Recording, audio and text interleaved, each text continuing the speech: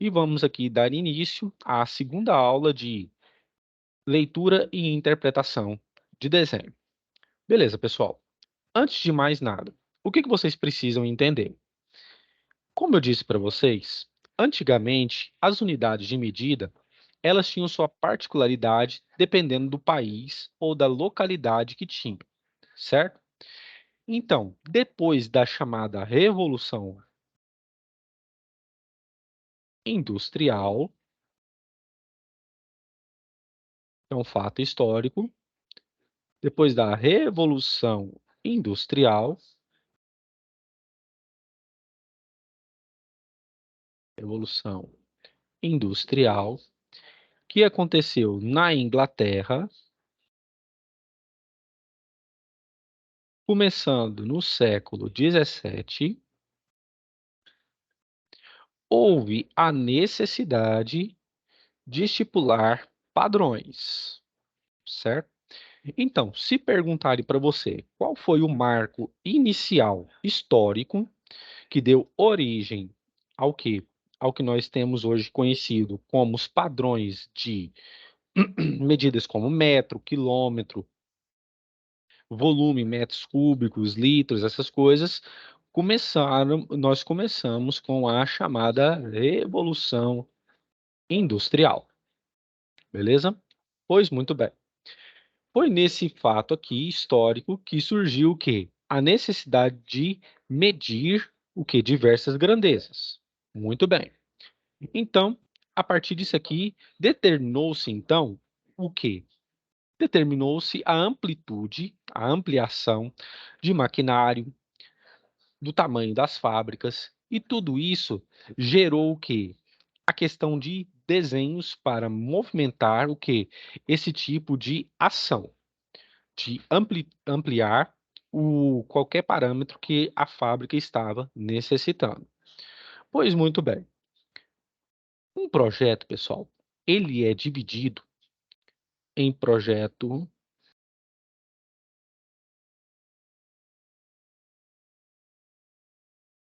ele é dividido em duas formas. Ele pode ser do tipo, só um instante aqui, rapidinho. Ele pode ser do tipo desenho técnico. Ele pode ser do tipo projetivo.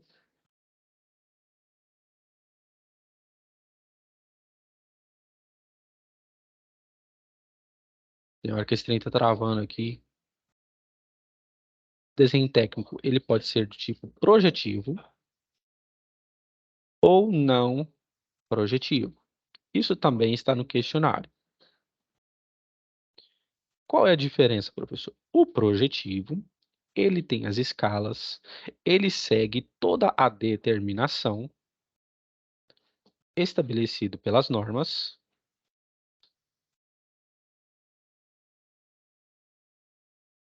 enquanto que o não projetivo é um desenho mais o quê? Usual.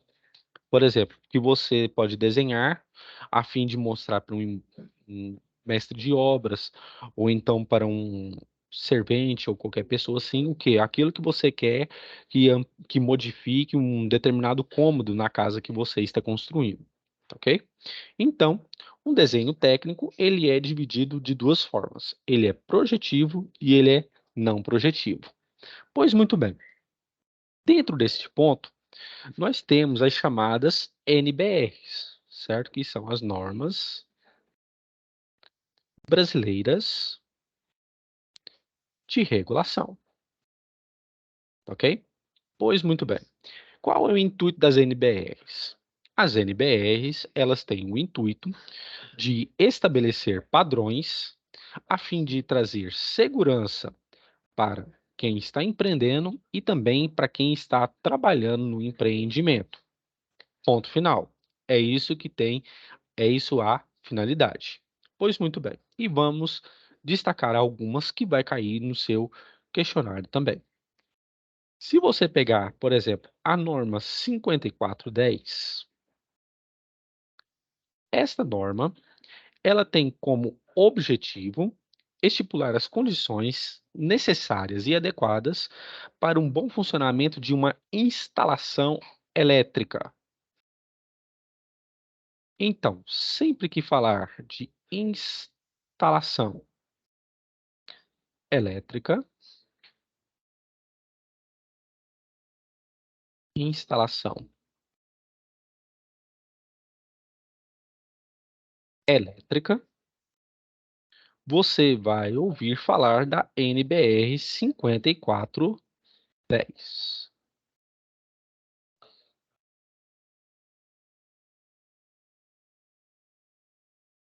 onde ela é determinada para projetos de que nós consideramos de baixa tensão. Quando nós falamos de baixa tensão, significa 1000 volts para corrente alternada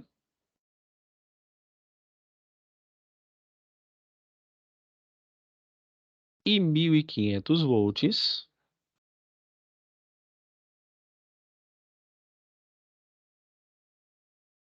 para corrente contínua. Mais uma vez, frisando, essa norma, ela tem como objetivo adequar os padrões para uma boa instalação elétrica. Ponto final. Ela também é utilizada para a questão de aterramentos.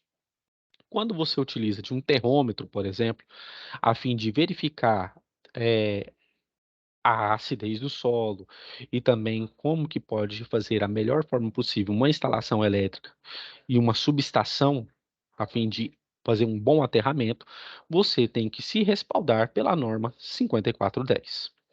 Outra norma muito importante é a 8402.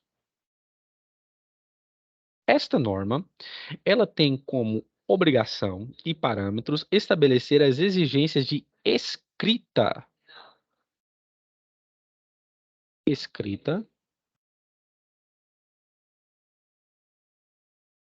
escrita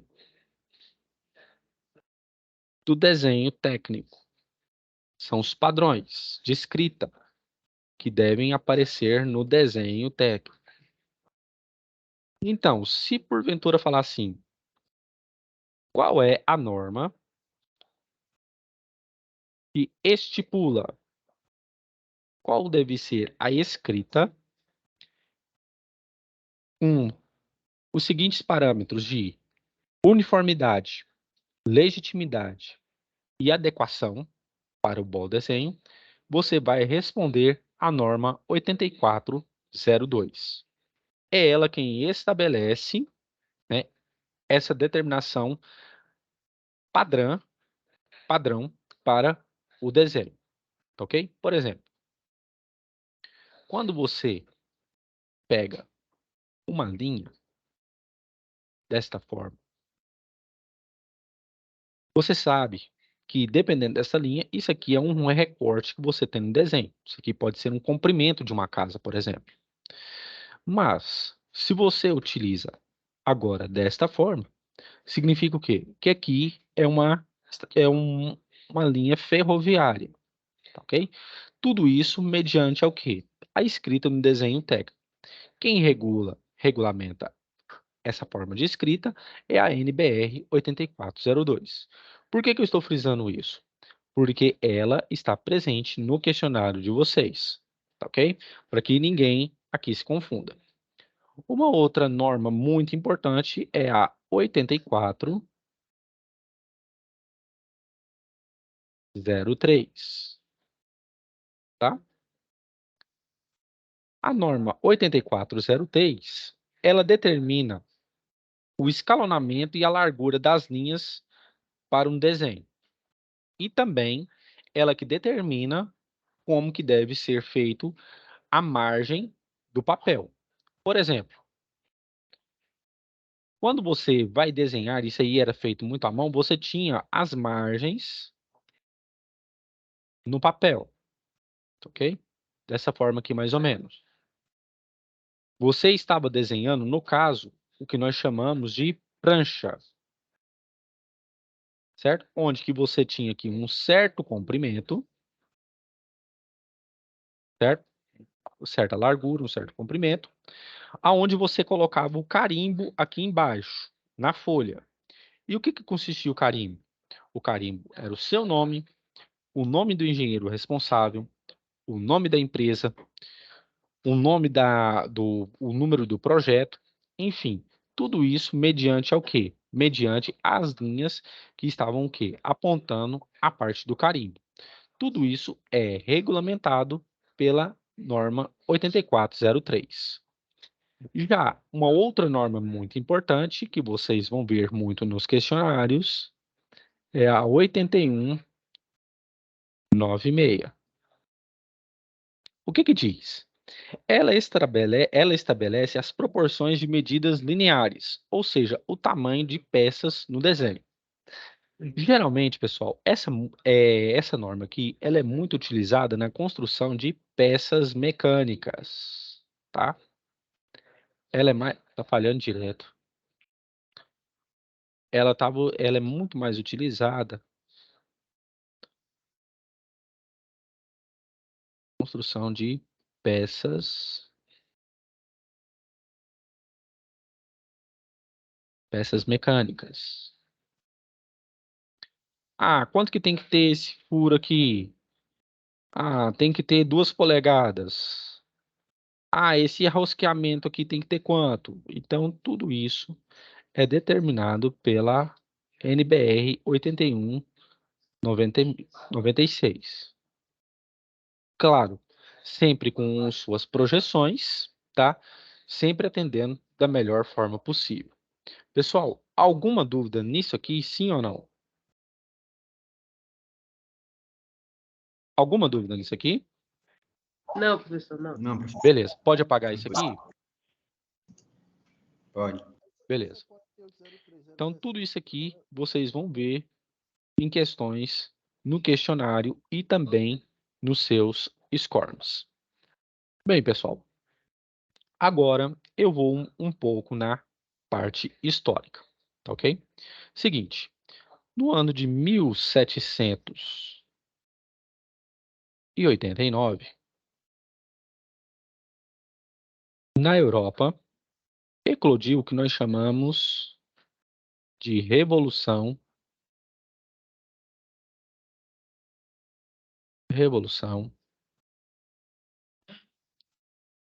Francesa. Revolução Francesa. O que que aconteceu nessa época? Nessa época, na Europa, nós tínhamos diversas famílias monásticas que estavam no poder há muito tempo. E o que que aconteceu? A população, vendo que as condições de saúde, alimentação, educação não estavam sendo atendidas e pagando cada vez mais impostos, o que que aconteceu? Houve uma revolução, um movimento popular que tirou o rei do poder e colocou uma junta, né, que deu início à chamada Revolução Francesa. Isso aqui eu estou tocando apenas em miúdos. Qual que é a finalidade disso aqui tudo? Quando Napoleão chegou ao poder, ele queria que a França fosse o centro do mundo, tá ok? Então, ele criou um sistema de medidas.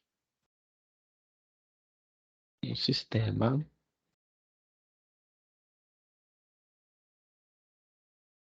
de medidas.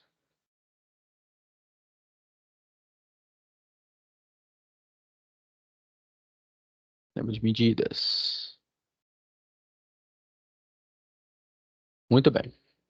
Esse sistema de medidas ficou conhecido como sistema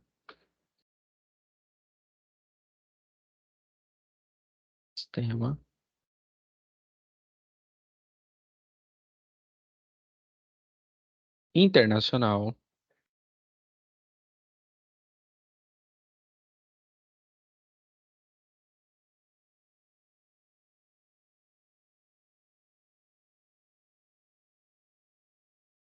Sistema internacional.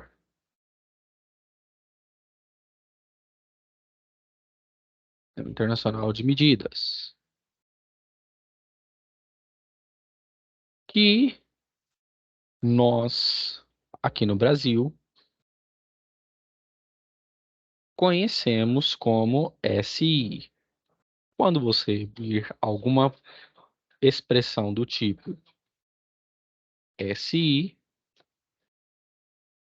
significa Sistema Internacional. Beleza? Pois muito bem. A criação desse sistema permitiu a padronização de diversos tipos de medida. Por exemplo, o metro foi a medida padrão de distância, metro. O segundo se tornou a medida universal de tempo,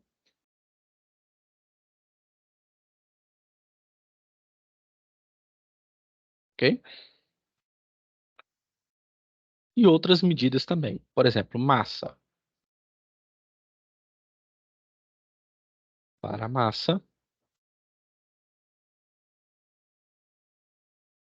é o quilograma, ok? Muito bem. Tem gente que vai falar assim, mas professor, a partir dessas medidas aqui, surgiram outras, correto? Sim, surgiram outras. Que nós temos os múltiplos e os submúltiplos. Por exemplo, um múltiplo do metro é o quilômetro. Chamamos assim. Que vale o quê? 1.000 metros. 1 quilômetro vale 1.000 metros. E um submúltiplo? Centímetro. 100 centímetros vale 1 metro. Beleza? Então, muito bem. Então, é isso que eu estou querendo passar para vocês. Ok? Segundo, nós temos um submúltiplo. Nós temos o milissegundo e o múltiplo do segundo. Nós temos o quê? Os minutos ou então as horas, tá? Por quê? 1 minuto corresponde a 60 segundos. Então, nós tivemos o avanço com estas unidades. Beleza. Mas aí tem uma coisa. Sempre falaram assim, mas professor, como que a gente pode medir, por exemplo, temperatura? Ah, volume. Ah, outra medida que a gente tem é massa. Não é só quilograma, correto? Sim. Por quê? Porque com o passar do tempo, essas medidas foram ficando cada vez mais o quê? Obsoletas, entre aspas. Por quê? Porque com o passar do tempo, com o avanço da ciência, o quilograma padrão, ele já não estava atendendo, por exemplo, a você achar a massa de um elétron, que é uma partícula minúscula, muito pequena. Então, o que que acontece? Foram desenvolvidas outras grandezas. Por exemplo, se você quiser saber a unidade de massa de partícula, massa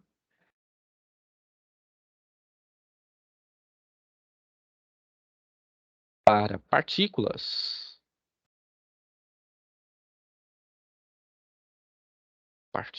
muito pequenas, ditas atômicas ou subatômicas, partículas, essa unidade que você vai usar é o mol. É o mol. Outra unidade que a gente tem, temperatura. Tem isso tudo no sistema internacional, pessoal. Temperatura, por exemplo, temperatura. No Brasil, você sabe muito bem que nós adotamos a escala Celsius, certo? Nós temos a escala Celsius. Celsius. Representado dessa forma. Mas no sistema internacional, a temperatura que nós adotamos para medir um gás, a efusão de um gás, para medir, por exemplo, o trabalho de de um gás também, né? Pode ser isso também. É o trabalho de um motor é um Kelvin. É esta medida de temperatura. O trabalho de um motor, a combustão de um motor, nós medimos em Kelvin no sistema internacional. Beleza? E aí, aponto para vocês aqui já uma diferença. Enquanto os países de língua portuguesa, por exemplo, como Brasil, e os de língua espanhola também, alguns aqui da América do Sul, como Bolívia, Paraguai, Uruguai, utilizam os Celsius. Nos países de língua inglesa, como os Estados Unidos, por exemplo, eles usam o Fahrenheit. Fahrenheit. Tá ok? Mas, mesmo tendo esta diferença na sua nomenclatura, nunca se esqueça, a temperatura no sistema internacional, né, é medida em Kelvin. Massa para partículas é um mol. Intensidade luminosa.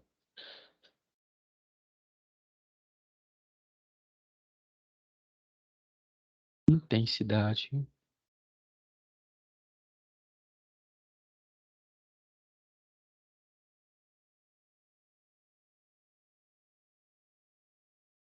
luminosa.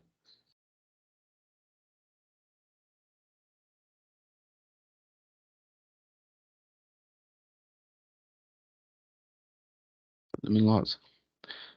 No sistema internacional é a candela.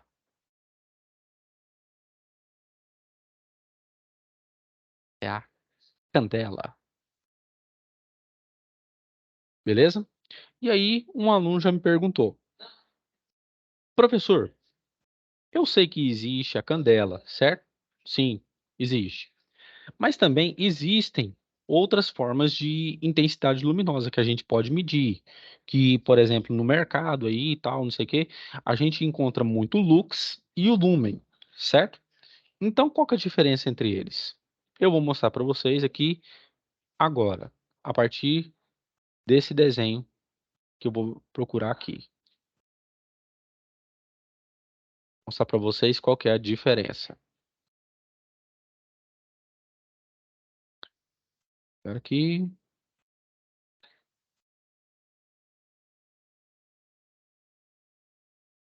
E deixa eu ver aqui. Pronto. Olha só. Todos estão vendo aqui a figura? Sim? Sim? Estão vendo a figura? Fica mais fácil para vocês Sim, sim. verem, visualizarem. Qual que é a diferença? O lumen, pessoal, ele simplesmente calcula a eficiência luminosa, ok? Em um determinado quê? Ponto. Ele é determinado através do quê? Através de um ponto onde fica um ponto médio. Se você coloca aqui, vamos supor que essa aqui seja uma altura de 3, por exemplo, certo? Ele é medido na seu ponto médio, 1,5 metros. Ele determina se a luz aqui vai estar fraca ou não, tá ok? Se a lâmpada vai ser luminescente, fluorescente ou incandescente, tá ok? Essa aqui é a função do lumen. Agora, o lux, ele já mede a intensidade luminosa numa determinada área, que geralmente é de quê? 1 metro quadrado, tá ok? Então, se o chão aqui, no caso, ele está sendo bem iluminado, tá? Se você consegue visualizar, se você consegue andar por ele, então significa que você está medindo aqui é o lux, tá ok? Beleza? Todo mundo entendeu isso aqui, pessoal? Sim ou não? Quer que volte algum pedaço? Não, tá ok. Beleza, né? Eu vou apagar essa imagem aqui.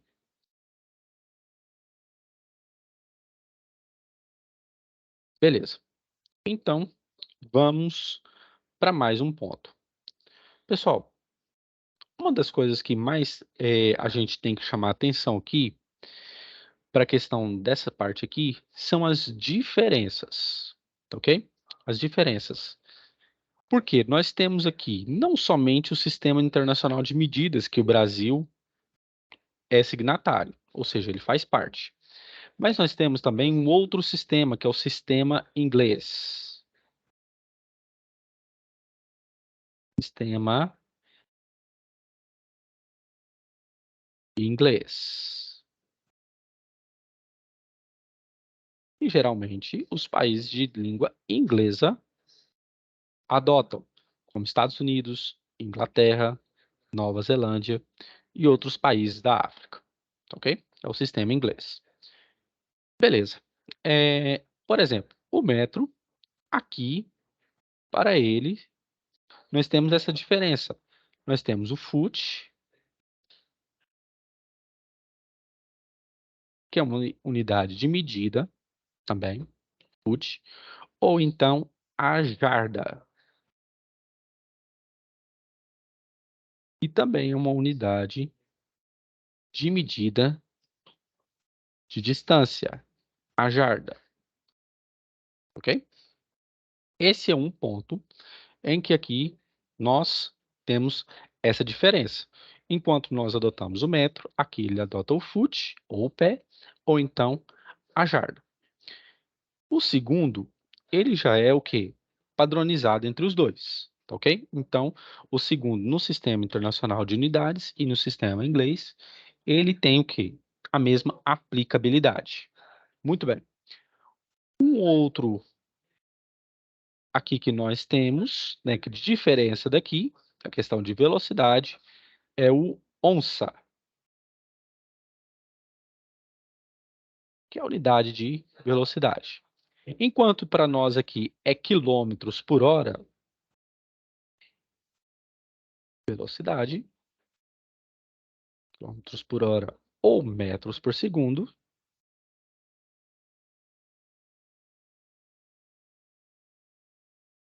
aqui nós temos o quê? Onça. Outro ponto que é bastante requisitado aqui, que tem diferença, é a libra. Se eu não me engano, a libra é unidade de peso, eu acho. Tem que conferir. Mas a libra também é uma unidade que é o quê? Diferente do sistema inglês para o sistema internacional de medidas, tá ok? Beleza, pessoal. Esses são alguns pontos, ok? Quando você vai na internet e pesquisa a diferença entre as unidades do sistema inglês e do sistema internacional de medidas, você vai se deparar com isso aqui. Uma outra também, nós temos aqui, é a polegada, que lá eles adotam mais do que aqui, onde uma polegada corresponde a aproximadamente 2,54 centímetros. Uma medida de volume que o sistema inglês também adota é o galão americano, que você pode colocar lá a diferenciação. Galão americano.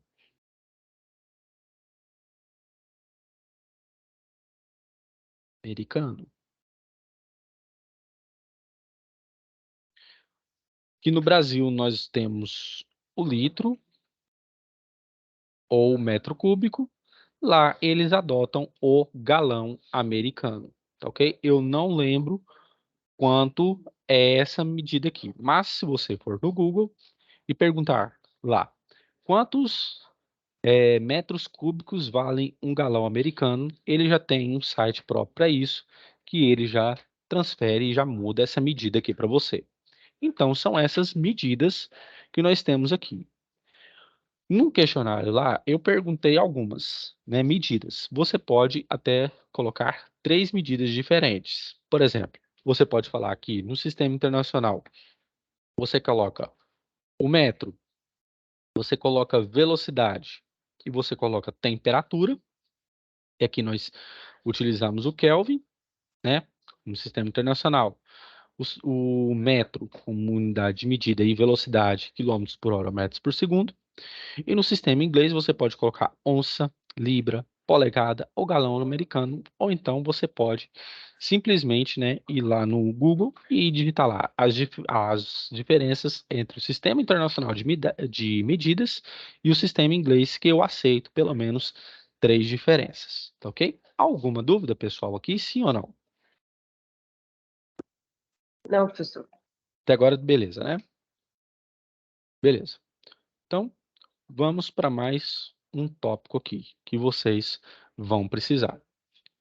Pessoal, uma outra, um outro ponto que é muito importante que vocês vão ver lá no questionário vai ser a respeito de medidas geométricas. Aí você fala assim, mas professor, por que que o senhor está andando tão rápido assim? Não está muito rápido? Meu querido, quando você vai ler o seu score lá, ele é bem intuitivo. Essa matéria aqui, ela já é bem rápida, tá? Mas eu estou passando os pontos pertinentes não somente para vocês responderem o questionário, mas os pontos mais importantes para que vocês também lembrem e como vocês vão fazer para que não tirem uma nota ruim, mas sim uma nota boa quando for responder o questionário. Beleza? Nós temos um ponto lá, se eu não me engano, é o capítulo 4, que nós falamos sobre medidas geométricas, tá ok? Você sabe muito bem que isso aqui é um quadrado, certo? Onde eu tenho os 4 lados iguais. Quando falar de área para você, que a gente representa por S ou A, é simplesmente você calcular o lado e elevar ao quadrado, beleza? Se esse quadrado aqui, ele tem 2 metros, a sua área vai ser o quê? 2 elevado ao quadrado. 2 elevado ao quadrado vai ser o quê? 4 metros quadrados. Beleza. Agora, se falar o seguinte, professor, e se o lado aqui agora for 1 metro? Eu quero saber o perímetro desse quadrado. Quando a gente fala de perímetro,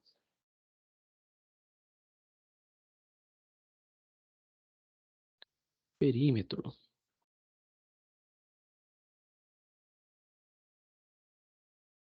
perímetro é a soma dos lados. É representado dessa forma, 2p, que vai ser igual ao quê? Se aqui valer L, aqui tem que valer L, aqui tem que valer L, aqui tem que valer L. Então, o perímetro aqui vai ser igual ao quê? 4 vezes o lado. Se esse lado valer 1, então o perímetro vai ser o quê? 4 vezes L. Por quê? É você pegar L, mais L, mais L, mais L, tá? Então, ou você pode fazer isso aqui e multiplicar por ele 4 vezes. 4 vezes 1 dá 4 metros o perímetro, beleza? Todo mundo entendeu aqui, sim ou não, pessoal? Sim, pode continuar? Sim. Pode continuar? O professor, repita, por favor, só a parte da área. Da área? Sim, repito. Quando for, por exemplo, a área de um quadrado, se ele tem lado L, é esse lado que ao quadrado, tá ok? Se esse lado aqui for 2, por exemplo, certo? Então a sua área vai ser o quê? É esse lado elevado ao quadrado. 2 ao quadrado, 4 metros quadrados, tá ok? Beleza? Se for perímetro, é a soma de todos os lados. É a soma deste lado, mais a soma deste lado, deste e este aqui. Se aqui for L, aqui for L, aqui for L, e aqui for L, vai ser o C. Vai ser o quê? L mais L mais L mais L. Ou seja, são 4 L's iguais. Então, 4 L's.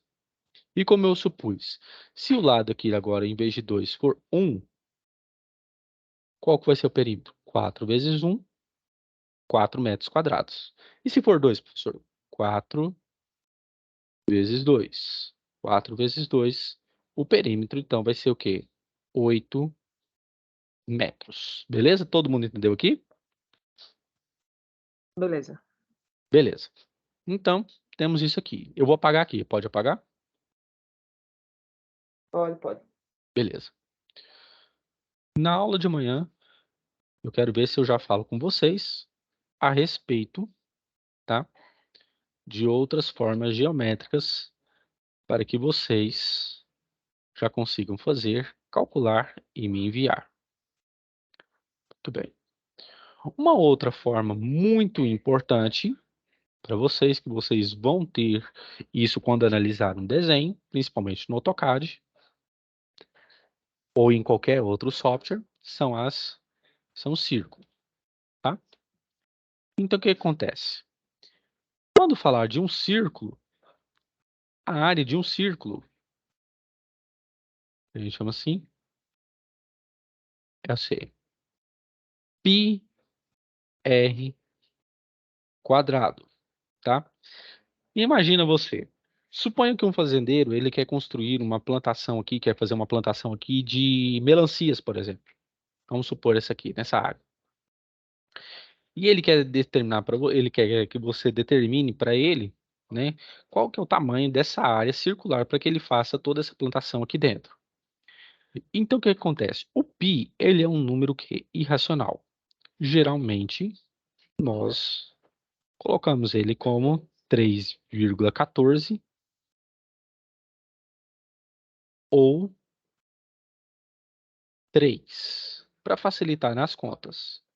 Mas, se o exercício der para você que o π vale aproximadamente 3,1 ou 3,2, também não tem problema. É porque ele quer que você chegue num valor aproximado. Então, vamos determinar. Se aqui eu tenho, no início aqui, eu tenho essa área circular, o que que eu preciso saber? Eu preciso saber a direção do quê? Do meu raio. Do meu raio. Eu tenho que saber a medida do meu raio. Se o meu raio aqui for de 5 metros, beleza? Eu posso determinar, então, a área circular dessa futura plantação. Vamos supor isso aqui. Então, área circular vai ser o quê? O π, que é 3,2, vezes o valor do raio, que é 5 ao quadrado. Nunca se esqueça. Então, aqui vai ser como? A área circular vai ser 3,2 e o 5 ao quadrado é 25. Então, vai ser 25 vezes 3,2. Isso vai me dar 80 metros quadrados. Beleza? Esta é a área que você vai poder o quê? Vasculhar aqui. Qual que é o intuito aqui, pessoal? É porque tem gente que fala assim, ah, professor, mas só que no software a gente já tem isso aqui pronto.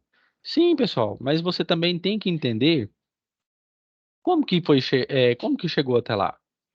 É muito simples você pegar o software, né, e fazer a varredura e falar assim, não, aqui vai dar tantos, isso aqui de área, ah, isso aqui vai dar isso aqui tanto de volume, não sei o que. O software, ele faz isso. Mas só que o intuito nosso aqui é esse aqui, você saber de onde você está tirando essas medidas, ok? Então, você está tirando a partir da área circular dessa figura aqui geométrica. Beleza? Todo mundo entendeu aqui, sim ou não?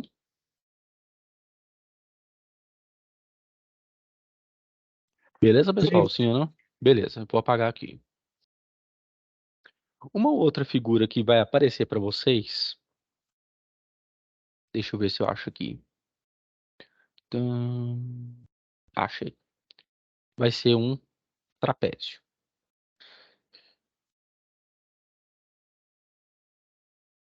Beleza. Geralmente, pessoal, nas provas de concurso, forma aqui, área de um trapézio. O que que acontece? As medidas de um trapézio, nós temos aqui base maior,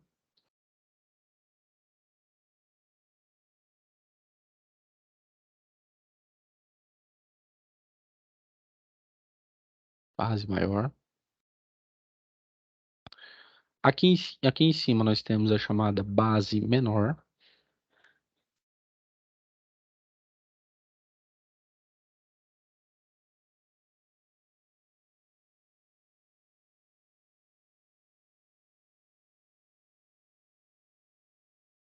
E aqui do lado, nessa direção até aqui,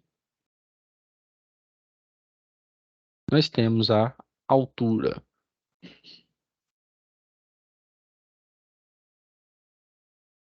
Altura, certo? Altura. Então, muito bem. Suponhamos que você, né, está fazendo um exercício, essa parte, e diz o seguinte: um fazendeiro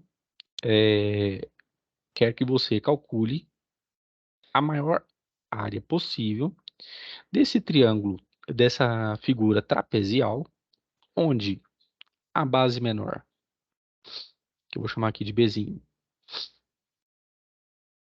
tem a medida de 5 metros,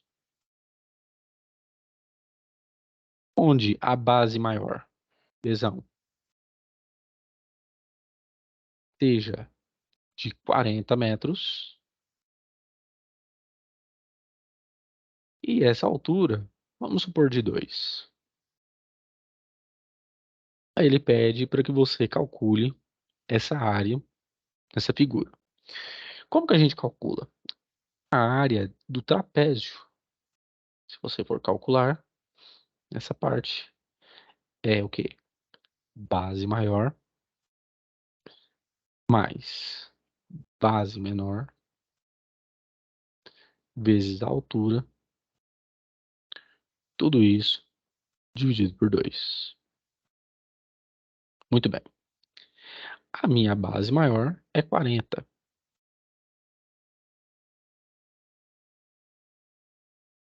A minha base menor é 5. A minha altura é 2. E tudo isso vai ficar o quê? Dividido por 2. Eu posso simplificar com o de cima e fica o quê? 40 mais 5, 45